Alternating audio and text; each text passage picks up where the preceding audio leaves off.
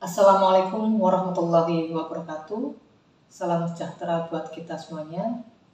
Perkenankan saya untuk memperkenalkan diri. Nama saya Abdurrahman Supriyono. Saya merupakan salah satu dosen tetap di program studi Rekayasa Keamanan Siber jurusan Komputer dan Bisnis pada Politeknik Negeri Cilacap. Latar belakang pendidikan saya S1 Teknik Informatika Universitas Ahmad Dahlan Yogyakarta dan S2 Informatika Universitas Islam Indonesia dengan konsentrasi forensika digital. Bidang keahlian yang saya miliki adalah jaringan komputer yang berfokus pada administrasi jaringan dan keamanan jaringan. Dengan penuh rasa tanggung jawab dan komitmen terhadap perguruan tinggi di Indonesia, izinkan saya menyampaikan pernyataan diri dosen atau PDD dalam rangka unjuk kerja Tridharma Perguruan Tinggi atau UKTPT pada bidang pengajaran.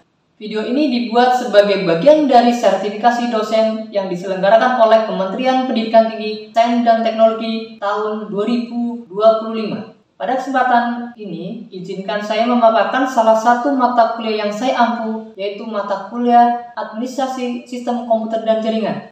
Saya mengajar mata kuliah Administrasi Sistem Komputer dan Jaringan pada semester 3 dengan bobot beban studi 2 SKS. Mata kuliah ini merupakan mata kuliah wajib program studi Rekayasa Keamanan Siber yang membahas mengenai penguasaan keterampilan administrasi jaringan lokal, termasuk konfigurasi dasar perangkat, pengelolaan VLAN, routing antar VLAN, implementasi keamanan jaringan, serta konfigurasi jaringan dan kabel. Adapun capaian pembelajaran mata kuliah Administrasi Sistem Komputer dan Jaringan, diantaranya yang pertama, menjelaskan konsep dasar switching dan routing dalam jaringan lokal dan menengah, termasuk fungsi dan peran perangkat jaringan seperti switch dan router. Yang kedua, mengkonfigurasi perangkat jaringan seperti switch dan router dengan pengaturan dasar menggunakan Command Line Interface. Ketiga, mengelola VLAN dan trunking, termasuk konfigurasi DTP, VLAN trunk, dan inter-VLAN routing, serta menggunakan router dan switch pada layer 3. Keempat, menganalisis dan menyelesaikan masalah dalam konfigurasi VLAN, routing antar VLAN, dan inter-channel. Yang kelima, menerapkan protokol dan layanan jaringan seperti DHCP versi 4 dalam skenario jaringan lintas LAN. Keenam, menjelaskan dan menerapkan konsep keamanan jaringan LAN, termasuk serangan layer 2 dan mitigasinya seperti menggunakan port security, DHCP snooping, dan ARP inspection. Ketujuh, mengkonfigurasi dan mengelola jaringan interkabel menggunakan wireless router dan wireless LAN controller. Kedelapan, menganalisis tabel routing dan menerapkan static routing, termasuk default dan floating static route baik untuk IP versi 4 maupun IP versi 6. Pada proses pembelajaran mata kuliah ini dilaksanakan dengan tatap muka langsung di dalam kelas yang memfokuskan pada keterlibatan aktif mahasiswa dalam membangun pemahaman. Pembelajaran berlangsung selama 16 minggu sesuai dengan kalender akademik. Untuk metode pembelajaran pada mata kuliah Administrasi Sistem Komputer dan Jaringan dirancang dan dilaksanakan dengan pendekatan student-centered learning yang mendorong keterlibatan aktif mahasiswa dalam penerapan eksplorasi dan penerapan konsep jaringan secara konseptual. Adapun metode yang diterapkan antara lain, yang pertama, ceramah partisipatif, kedua, diskusi terstruktur, ketiga, studi kasus kontekstual, keempat, latihan dan simulasi, kelima, penugasan proyek, dan keenam, presentasi dan umpan balik. Adapun materi yang diajarkan mencakup yang pertama, pengajaran jaringan, perangkat, switch, dan routing dasar, kedua, frame forwarding, collision, dan broadcast domain, ketiga,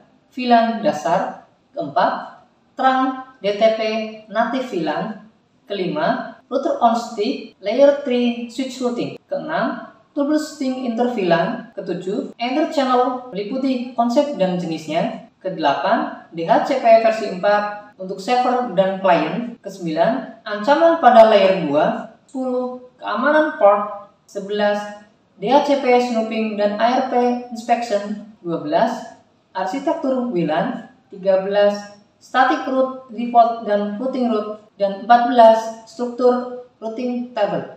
Untuk penilaian terhadap mahasiswa dilakukan secara komprehensif berdasarkan kombinasi berbagai aspek. Adapun penilaian berdasarkan ujian tengah semester 30%, ujian akhir semester 30%, dan tugas serta lain-lain besar 40%. Untuk rentangan nilai pada mata kuliah Administrasi Sistem Komputer dan Jaringan Dalam evaluasi pembelajaran, saya menggunakan rubrik penilaian sebagai instrumen utama untuk memastikan bahwa penilaian dilakukan secara objektif, adil, dan akuntabel. Berikut adalah rubrik yang saya gunakan, di mana nilai 80 sampai dengan 100 mendapat nilai A, 75 sampai dengan 75,99 mendapat nilai AB, 65 sampai 74,99 mendapat nilai B, 60 sampai 64,99 mendapat nilai BC, 50 sampai 59,99 mendapat nilai C, 40 sampai 49,99 mendapat nilai D, dan 0 sampai 29,99 mendapat nilai E. Untuk tahapan berikutnya, silakan simak video pembelajaran mata kuliah Administrasi Sistem Komputer dan Jaringan sebagai bahan dari tahapan proses sertifikasi ini. Silakan menyaksikan. Waalaikumsalam.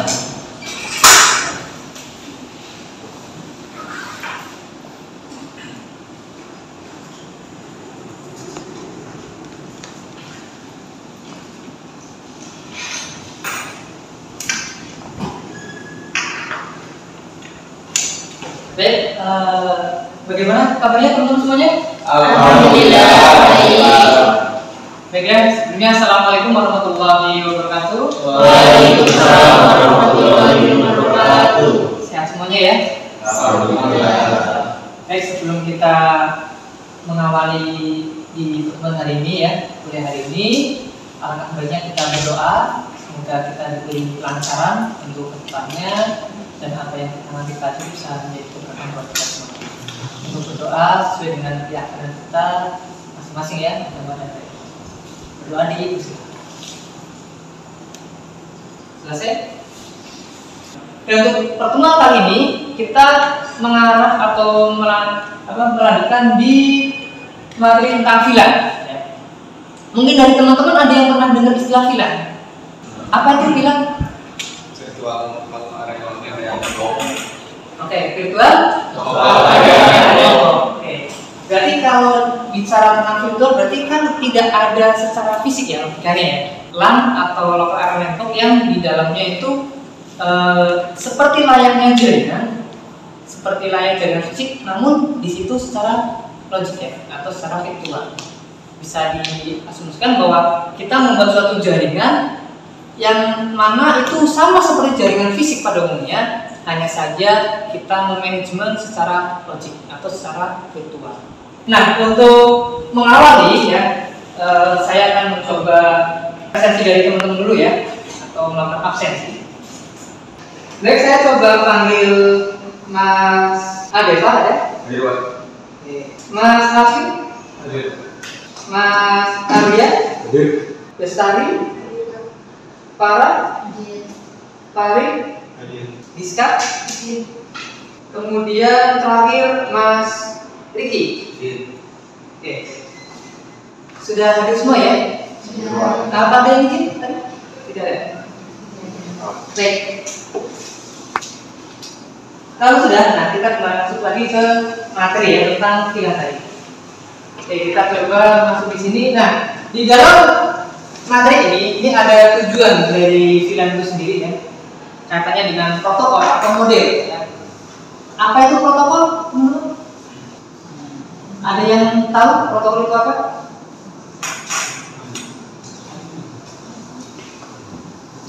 Apa? Aturan. Nah, aturan dalam ya betul Mas Adeva ya, aturan dalam komunikasi. Jadi ketika kita ingin berkomunikasi di dalam jaringan perlu adanya protokol. Jadi kalau kita secara real di kita itu kan ada bahasa kita ya.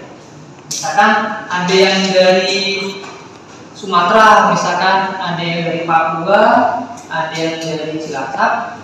Ketika kita tidak memiliki aturan dalam berkomunikasi, yang dari Sumatera ngomong dengan bahasa Sumatera, yang dari Papua ngomong dengan bahasa Papua, dari Cilacap ngomong dengan bahasa Cilacap, itu nggak bisa nyambung karena tiga-tiganya nggak bisa berkomunikasi dengan bahasa masing-masing. Nah, dengan adanya protokol di sini, kita bisa saling berkomunikasi karena disatukan dengan aturan di situ. Nah, di dalam aturan itu ada juga menggunakan model ya, yang sering kita sama kemarin dengan istilah model OC layer ya, model yang ada 7 tingkatan tadi. Nah, ada beberapa subtema di materi kali ini. Yang pertama ada kisah dari VLAN atau sedikit penjelasan tentang VLAN, di mana tujuannya menjelaskan VLAN dalam jaringan yang switch atau dalam perangkat switch itu sendiri. Ya. Kemudian yang berikutnya VLAN di dalam lingkungan multi switch. Ya. Jadi kalau misalkan kita membangun VLAN itu kan bisa dalam satu perangkat si switch saja atau bisa multi switch. Ada satu atau dua perangkat switch, tapi sudah dengan multi switch. Nah, di sini dijelaskan bagaimana sebuah switch itu bisa meneruskan frame, ya karena kan kalau kita melihat masuk ke dalam layer kedua tadi kan dia sudah ada dalam bentuk frame. Nah, bagaimana itu meneruskan paket data tersebut dalam bentuk frame ke dalam konfigurasi VLAN yang multi switch. Ya. Nah, ini nanti seperti apa konfigurasinya. Kemudian yang ketiga, konfigurasi VLAN. Jadi bagaimana kita bisa menerapkan konsep VLAN di dalam jaringan, di dalam perangkat switch sesuai dengan ya. Dan yang terakhir ada peran VLAN atau VLAN peran. Nah, untuk yang materi yang pertama tentang definisi dari VLAN ya. Tadi teman-teman sudah menjelaskan bahwa VLAN itu adalah virtual LAN ya, virtual local area network. Nah, ini bisa seperti ini ya, bahwa VLAN adalah sebuah cara untuk membagi jaringan fisik menjadi beberapa jaringan terpisah, namun secara logis ya, secara logik. Jadi kalau kita melihat seperti ini kan terlihat hanya satu jaringan saja secara fisik. Ada perangkat switch, router, di sini ada switch juga ya, dan di sini masing-masing itu terkoneksi dengan perangkat fisik. Ini kalau secara fisik dia satu LAN gitu ya, satu jaringan LAN saja. Nah, namun dengan menggunakan konsep VLAN di sini, ini bisa dipecah menjadi beberapa VLAN.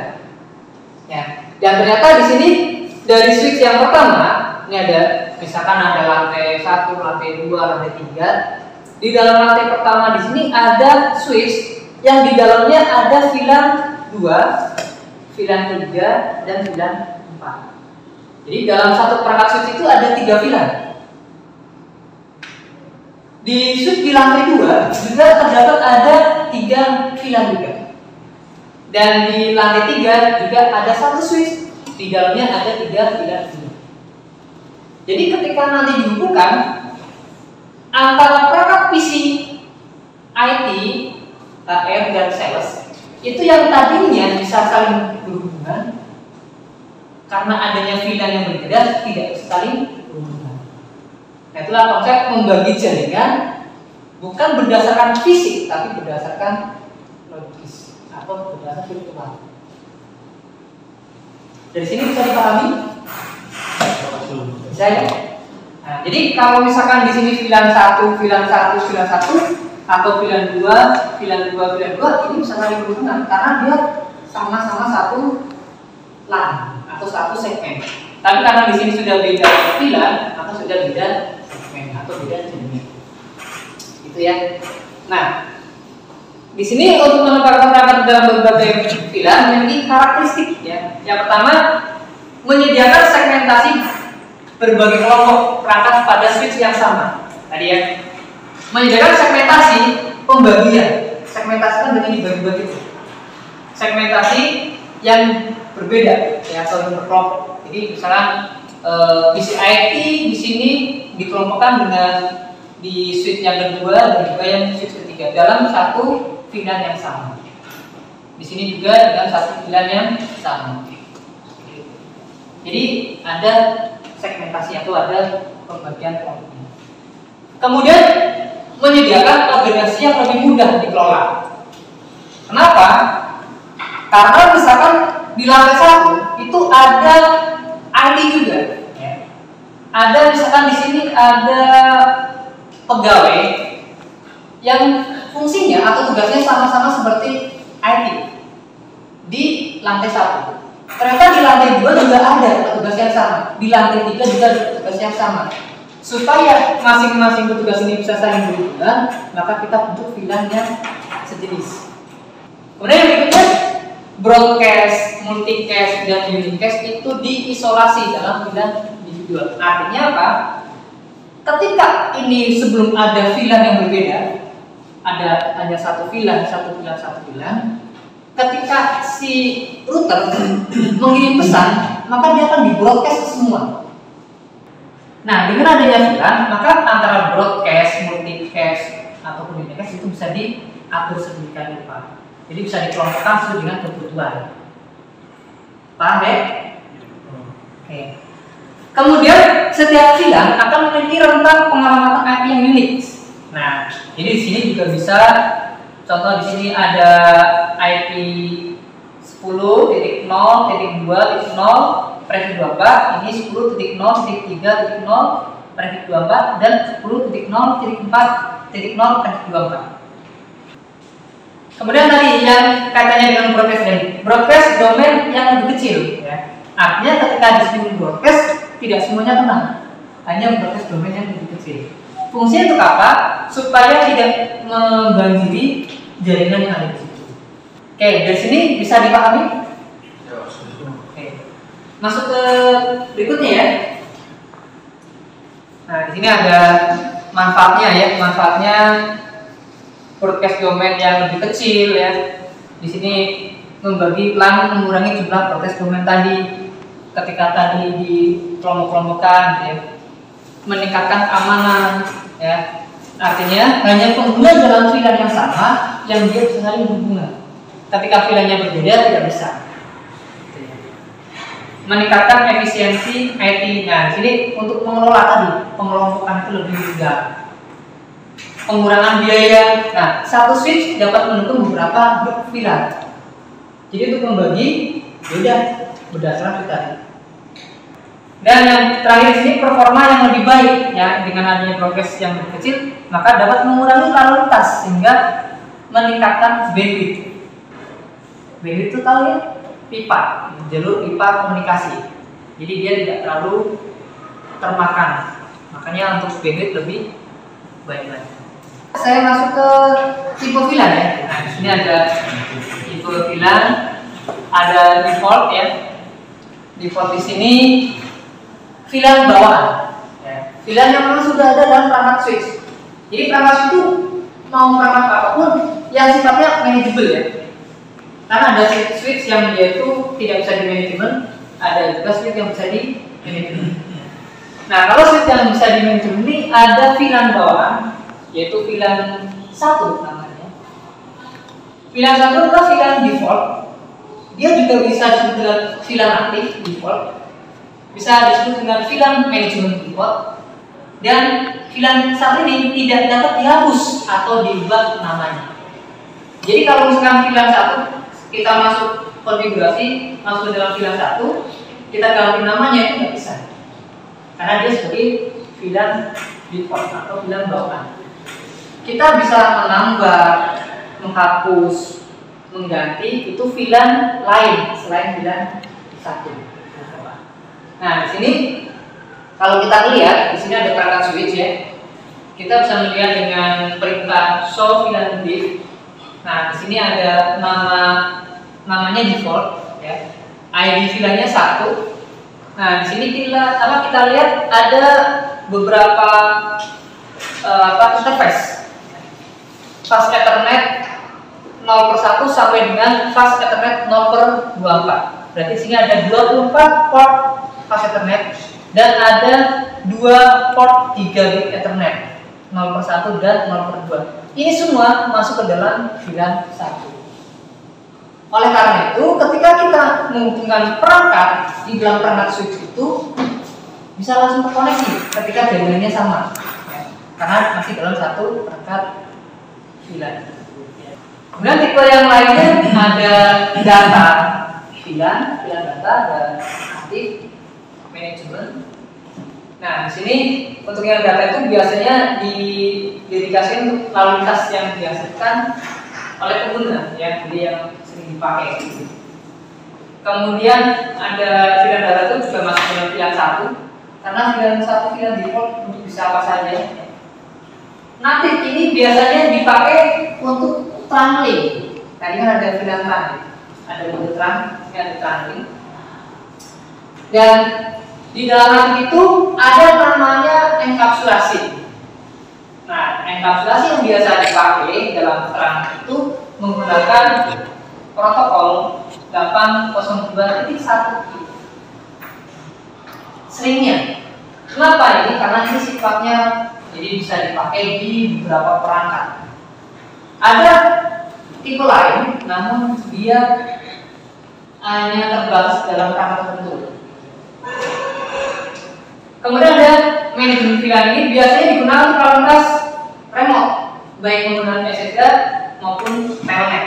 Ya, teman-teman sudah sering familiar melakukan telnet menggunakan virtual ya, apa namanya VTY ya. Kemudian yang berikutnya juga di sini manajemen VLAN ini biasanya merupakan VLAN yang itu bisa dimasukkan IP ya, SPI. Dan terakhir ada VLAN voice. Nah, VLAN voice ini VLAN yang dia khusus ketika kita ingin melakukan manajemen perangkat telepon.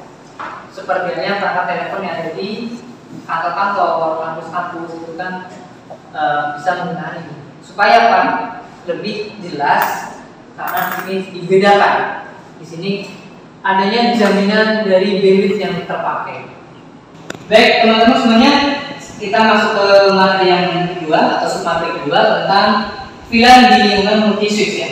Nah, sebelum kita masuk ke materi ini ya, tadi kan kita sudah membahas tentang VLAN ya, definisi dari VLAN, kemudian tujuannya, serta tipe-tipe dari VLAN.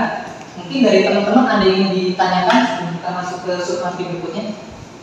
Saya Pak, saya bertanya. Ya, silakan. Kalau misal kita punya switch yang fisik, kenapa masih perlu membagi-bagi jaringan dengan VLAN?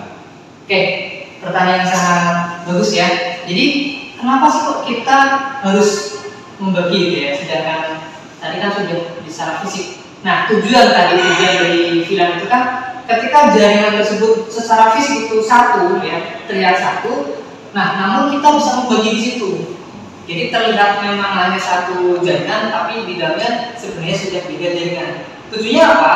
Dengan VLAN tadi, dengan konsep VLAN tadi itu kita bisa membagi. Misalkan ada VLAN untuk mahasiswa, ada VLAN untuk dosen, ada juga VLAN untuk staff. Nah, supaya nanti masing-masing VLAN ini tidak saling hubungan. Nah, itu apa fungsinya biar lebih aman. Kemudian untuk efisiensi lalu lintas juga lebih baik, serta meningkatkan kinerja dari jaringan tersebut. Ya, karena tadi dari fungsi tadi atau manfaatnya kan membuat broadcast domain itu semakin kecil. Nah, kalau jaringan secara fisik itu jadi satu kan, dia satu broadcast domain yang besar.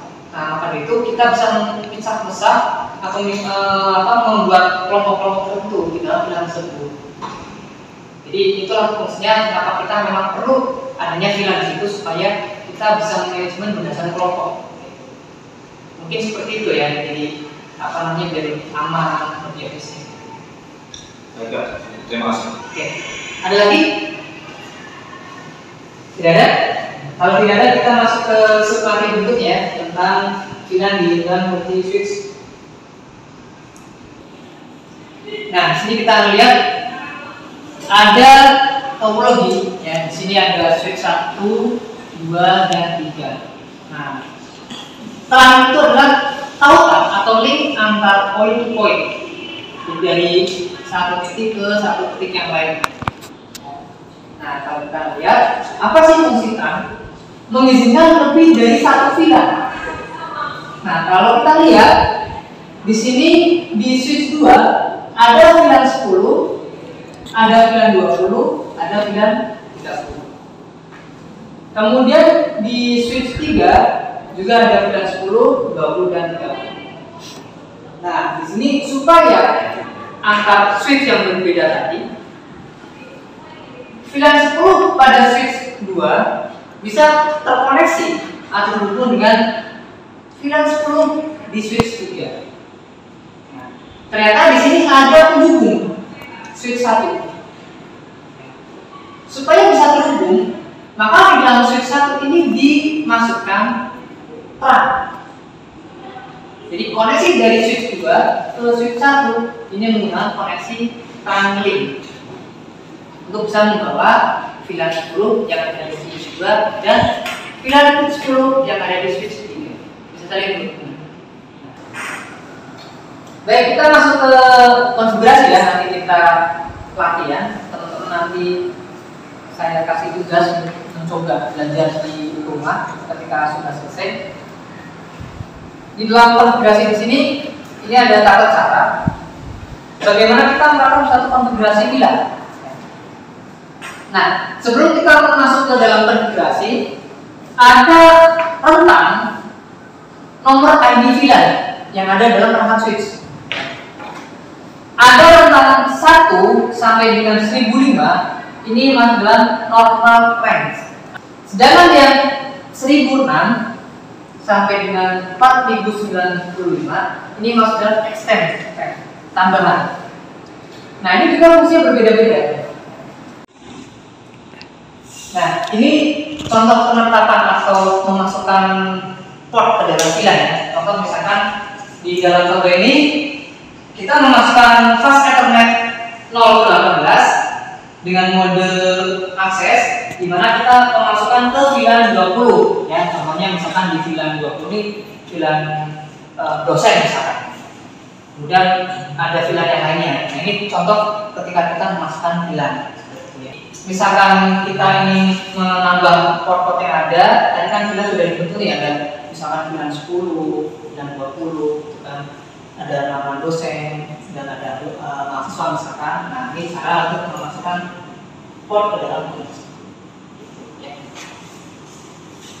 Begitu? Ada yang mungkin belum jelas? Izin tanya Pak. Oh ya.